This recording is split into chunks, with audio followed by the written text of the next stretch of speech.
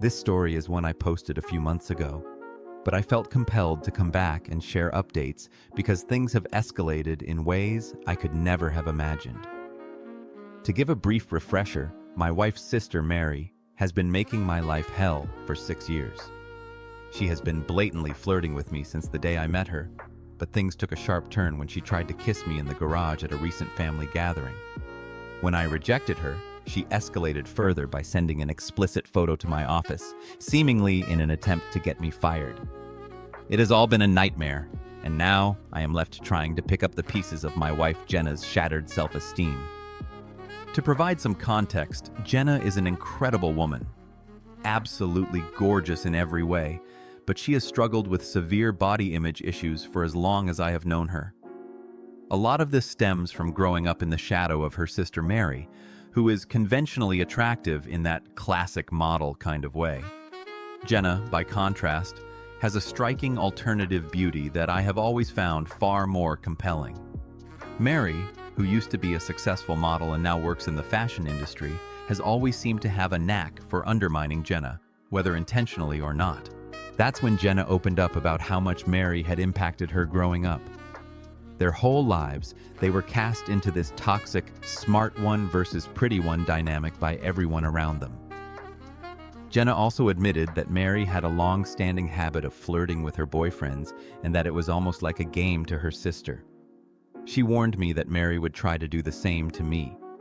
At the time, I thought she was just projecting her insecurities, but she started crying and begged me not to let Mary come between us. I reassured her as firmly as I could. I would never cheat on her, with anyone, let alone her sister.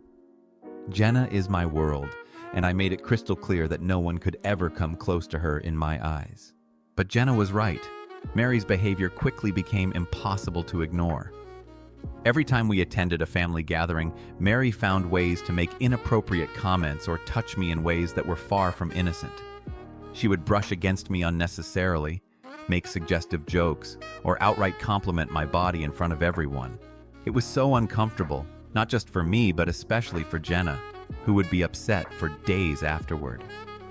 I started calling Mary out when it happened, and while she would back off temporarily, the cycle always repeated. For 6 years, this pattern has persisted, and it has taken a toll on Jenna's mental health and our relationship. Now on to the most recent and worst incident. A few days ago, we attended Jenna's mom's birthday party. At some point during the evening, Mary asked me to help her grab some items from the garage. I should have known better than to agree, but I wanted to avoid making a scene. As soon as we were alone in the garage, Mary pressed her entire body against me and tried to kiss me. I was stunned and immediately pushed her off, asking her what the hell she was doing. She just giggled and said, "Come on, you know you want to. We both know this has been building up." I told her she was out of her mind and bolted out of there, my heart pounding. I went straight to Jenna and told her we needed to leave. She could tell something was wrong and kept pressing me about it on the way home. I didn't want to tell her at first because I knew how much it would hurt her, but I also knew that Mary would likely try to twist the situation against me. So I told Jenna everything. She cried the entire way home, her tears breaking my heart with every mile. The fallout has been even worse than I anticipated. Over the past several days, Mary has been texting and calling Jenna, feeding her lies. She told Jenna that I said she was the hottest woman I had ever seen, an outright fabrication. Jenna believes my account of what happened, but that doesn't make it any less painful for her. She has been in an awful state, barely eating, withdrawing from me physically and emotionally. When I try to comfort her, she pulls away, telling me she feels ugly and disgusting. It is devastating to see her like this, and I feel completely powerless to help her heal. Reddit, I am at a loss. I love my wife more than anything, and seeing her broken like this is unbearable. How can I help her rebuild her confidence? How do we move forward when her own sister has caused so much damage? I am desperate for advice. Update 1. I got several requests for updates, so here it is. First, I want to take a moment to genuinely thank every single one of you who offered advice, support, and thoughtful comments. Your words were not just helpful, but deeply insightful, and they gave me so much to think about. I am especially grateful to those of you who asked about my well-being. It hit me that I have never really taken the time to check in with myself after everything that has happened. Honestly, I have been holding on to a lot of frustration and resentment, and this has been a wake-up call to address that. For years, I have been subjected to harassment, and each time it was either minimized or overshadowed by the impact it had on my wife. Let me be clear, I do not blame her for this, but I am learning an important lesson here. Burying my feelings to prioritize others, even for someone I love as much as her, is not healthy. This journey has made me realize how much I need to advocate for myself too. I also want to clarify a few things that came up in the comments. Many of you asked how my wife's family feels about all of this. I explained in a comment, but I will say it again here. Her family is toxic. Her parents, in particular, have always treated Mary as the golden child. This is despite the fact that my wife is, by any measure, an extraordinary human being. She is a neuroscientist, an incredibly talented musician, fluent in 3 languages and conversational in 2 more. Yet somehow her own family does not seem to recognize or celebrate her brilliance. It is mind-blowing. I remember once meeting a family friend of hers and bringing up her groundbreaking research. Their response? Oh, her parents just said she works at a university. Meanwhile, my parents proudly introduce her as the family genius at every opportunity. The contrast makes me so angry I can hardly articulate it. Her family has stolen her shine for her entire life. And for what? They only seem to care about superficial things like looks and money, while my wife is quite literally a Renaissance woman. It is infuriating. Some of you also questioned why I would ever put myself in a situation alone with Mary, given her history. Honestly, I do not have a great answer for that. I just never thought she would actually do anything. The possibility did not even register in my mind. Looking back now, I can see how naive that was. I should have anticipated this and been more proactive in setting boundaries. Instead, I prioritized keeping the peace, and now we are here. Hindsight really is 2020.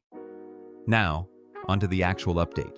The night I posted my last update, I had a long conversation with my wife. I told her that if she wanted to try to repair her relationship with her sister, I would support her decision. However, I made it clear that I do not feel comfortable being around Mary for the foreseeable future. I also did not hold back about my feelings.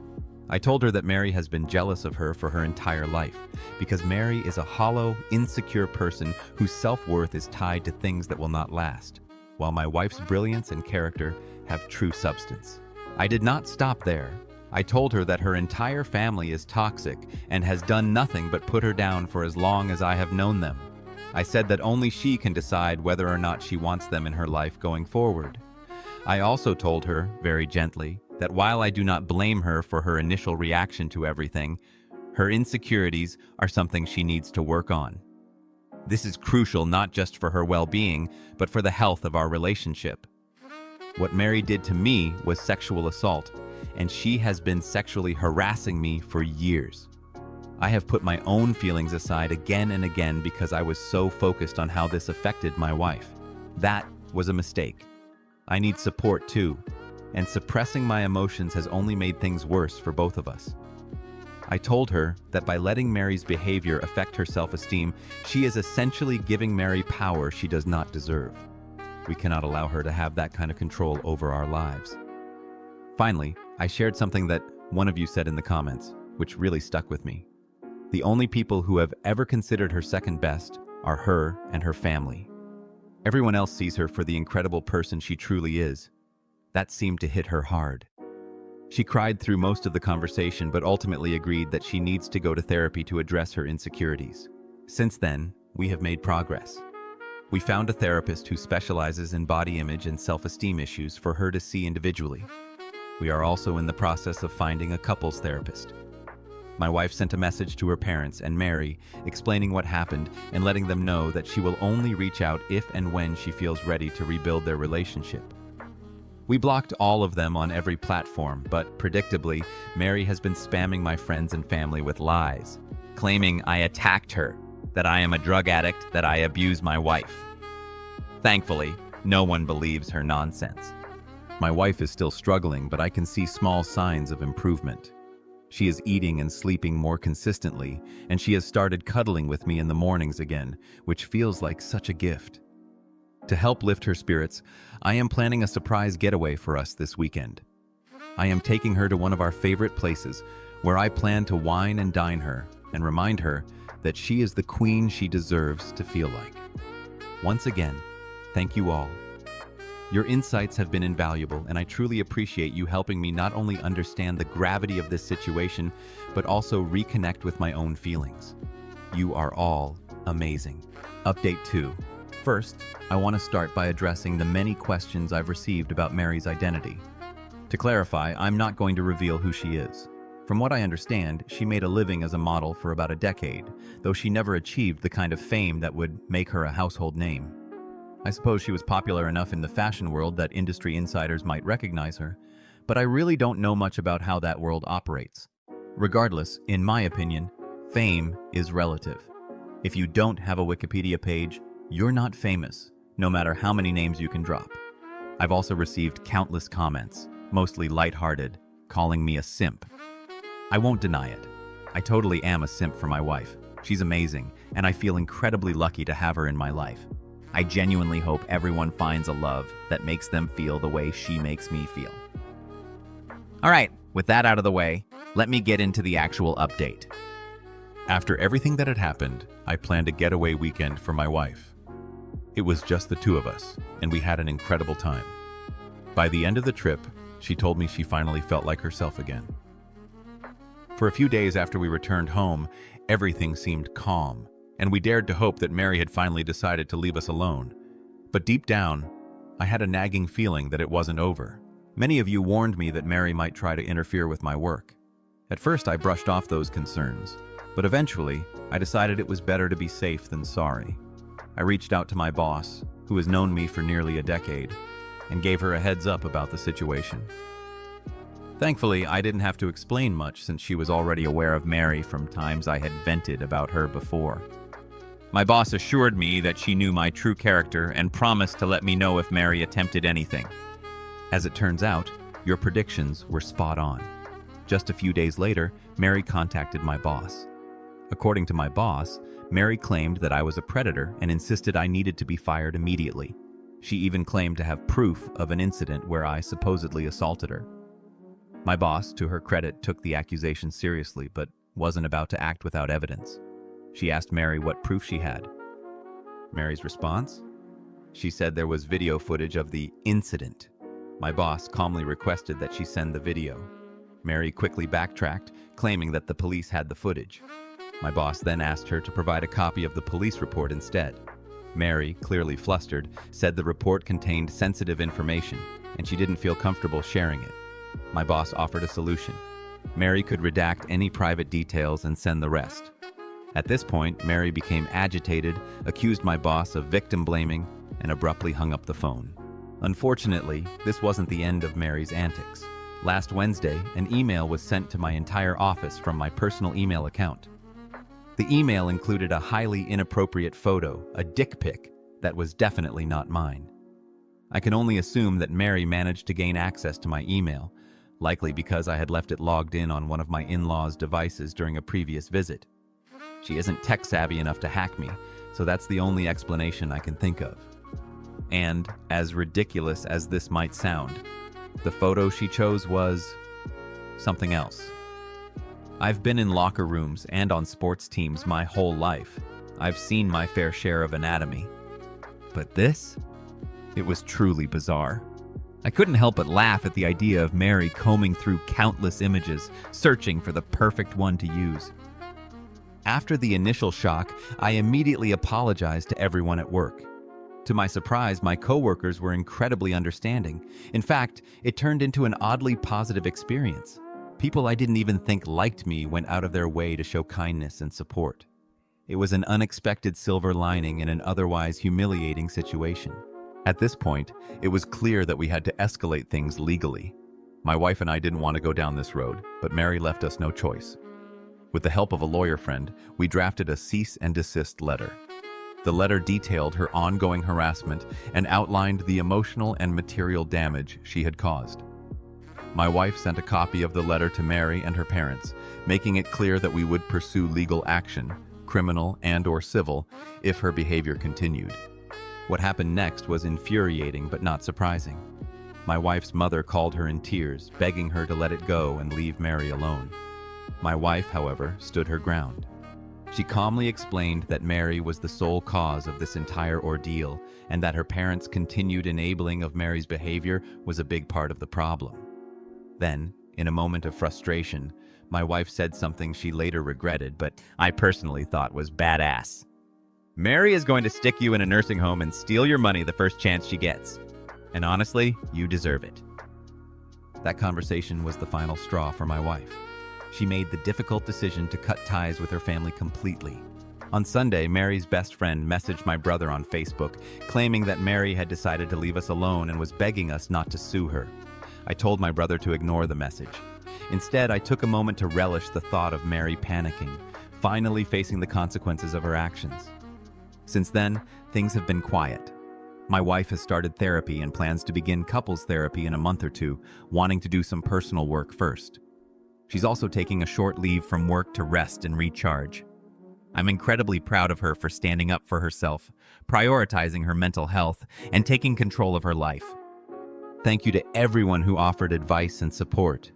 This situation was messy, but your insights helped us navigate it with some semblance of grace. For the first time in a long time, it feels like we're finally getting back to normal.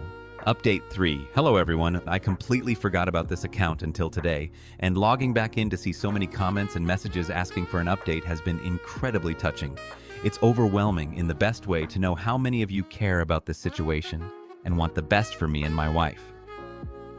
I wasn't planning on making this a regular thing, but here's a brief update because I feel it's important to bring closure to this chapter. The situation with Mary and my in-laws has improved dramatically. For the most part, they've left us alone. My mother-in-law still attempts to reach out to my wife every now and then, but Jenna has set a firm boundary. She's made it crystal clear to her family that unless the first words out of their mouths are, "I'm sorry," she's not interested in having a conversation. Let me just say, watching her step into this newfound confidence has been awe-inspiring. The past 6 months have turned her into a force to be reckoned with. Jenna has been working so hard in therapy, and the results are undeniable. Her confidence is growing every single day. It's not just with her family. She's more assertive at work, with friends, with strangers, even with me. She's finally stopped tolerating some of my less than stellar habits. For instance, I have this tendency to leave my socks all over the house, and she's called me out on it. And you know what? I'm proud of her for that. She's teaching me to be more mindful and responsible because she communicates her needs and expectations without guilt or hesitation. This shift has made our relationship stronger. I've learned how to express my feelings without letting intense emotions derail the conversation. To give you some context I didn't share before, Jenna has always struggled with rejection sensitivity. Not just with her family, but in general. If I ever brought up an issue, her initial reaction was often so emotionally intense that it overshadowed the problem itself. Instead of addressing what needed to change, we'd end up navigating her feelings of guilt and inadequacy. Therapy has given her the tools to handle these situations differently. Now, when we discuss something that needs attention, she doesn't automatically think she is the problem. This growth has been nothing short of life-changing. And here's the biggest news of all. Jenna is pregnant. We're expecting a baby girl in February, and I am absolutely over the moon. Excitement doesn't even begin to describe it. I'm practically bursting with joy and nerves. We are so ready to love her with everything we have.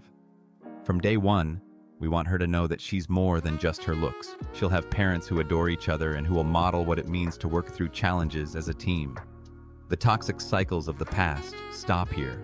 Jenna's family doesn't know about the pregnancy yet. And honestly, she's undecided about whether she'll even tell them. If she does, it will be on her terms, with strong boundaries in place. Family therapy would be non-negotiable before they could play any role in our daughter's life. But for now, our little girl already has one set of grandparents, my parents, who would move heaven and earth for her. That's more than enough. My family has been nothing short of amazing. Their support has been unwavering, and their excitement for us has been heartwarming. For the first time in a long time, things feel stable and hopeful. Life is better than it's ever been, and I'm so grateful to be in this place. That's all for now, folks. Thank you again for your key. Update 4. Hi everyone! I didn't think I'd be back with another update so soon, but here we are. I'm reaching out because I could really use some advice again. Jenna and I welcomed our baby girl in February, and she's absolutely perfect. Parenting has been a whirlwind, but we're doing great overall.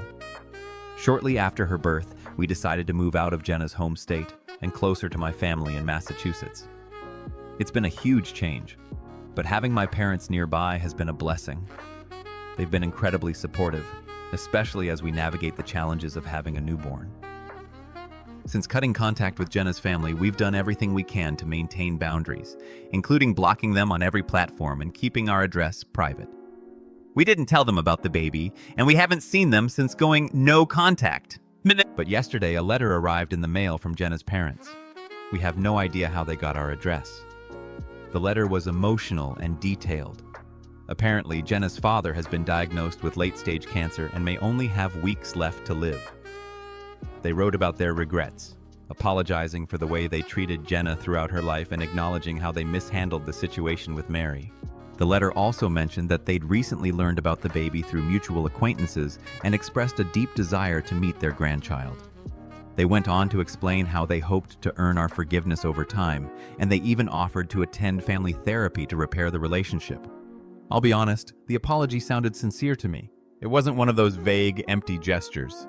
They outlined what they did wrong, expressed remorse, and admitted they should have handled things differently.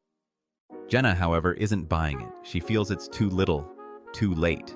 In fact, she suspects they might be lying about her father's cancer as a ploy to guilt us into reconciliation and gain access to the baby. I know it sounds extreme, but given their history, I can't entirely dismiss the possibility. I want to respect Jenna's feelings and decisions, but I also worry she might regret not taking this opportunity if her father's diagnosis is real. I brought this up gently, but she was adamant and didn't want to discuss it further. For now, I've decided to give her space and let the initial shock wear off before revisiting the conversation. Here's the thing. We're both exhausted from dealing with a baby who's still struggling with sleep.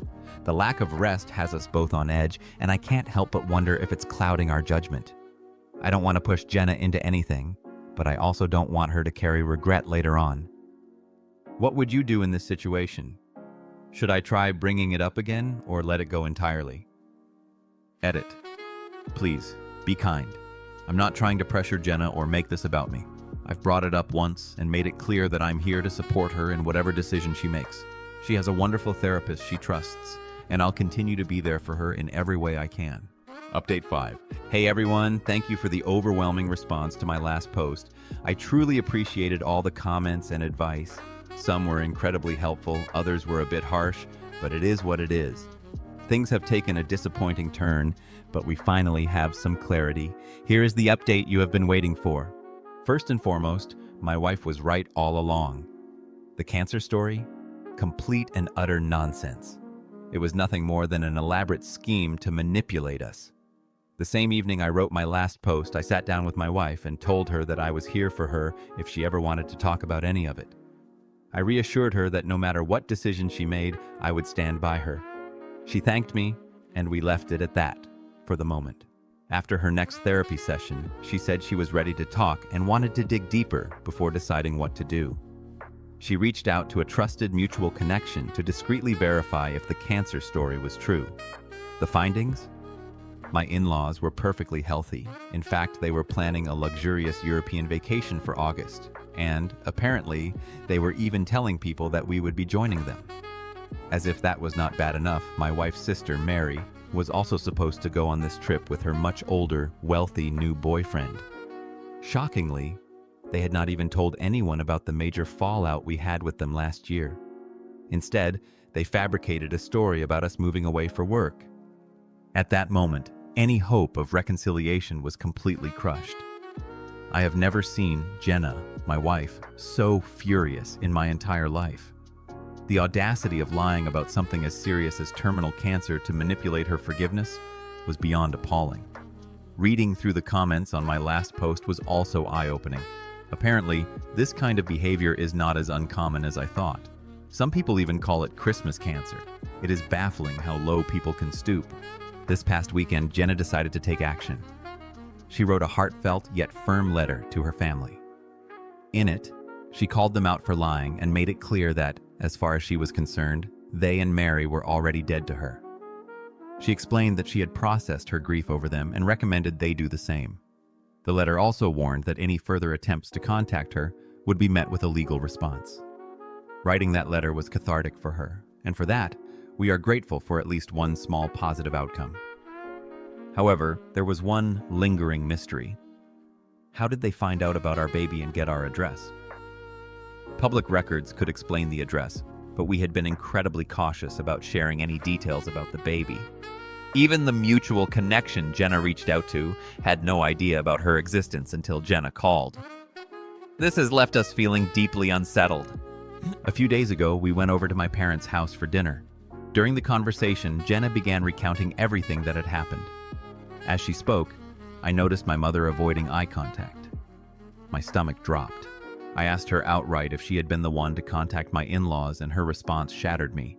She broke down, sobbing, saying she could not bear the thought of not knowing her own grandchild and just wanted us all to heal and come together as a family.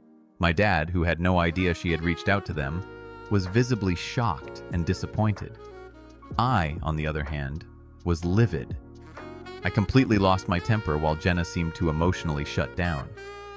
I do not even remember half the things I said, but I ended with something along the lines of, "Now you will know what it feels like not to have access to your grandchild, just like my in-laws." We grabbed the baby and left immediately, ignoring the barrage of calls and text messages that followed, including those from my siblings. Now, both Jenna and I are feeling deeply betrayed and heartbroken. Never in a million years did I think my own mother would violate our trust in this way. She has always been incredibly close to Jenna and absolutely adores our baby. My family is well aware of what my in-laws did, so ignorance is not an excuse here. Jenna, surprisingly, is advocating for us not to make any hasty decisions about cutting my mother off. She believes my mother's actions, while misguided, were not malicious, and thinks she deserves a second chance. Deep down, I know she is probably right. My mother has always been supportive of us until this incident. But right now, the wound is still too fresh for me to think clearly. For now, we have asked for space, and my family is respecting that request. We plan to take the weekend to process everything before deciding on our next steps. Despite the chaos, there is one bright spot in all of this: our baby. Her giggles and silly noises make it nearly impossible to stay upset for too long. She is a reminder that even in the darkest moments, there is still so much to be thankful for. Rebuilding trust with my mother will not be easy, but for the first time in days, I feel a small glimmer of hope that things might eventually be okay. As always, thank you for your advice and support. It means the world to us. My wife's sister, a model, flirted with me for 6 years, then tried to kiss me in the garage. She cut ties with her toxic family and focused on healing and therapy.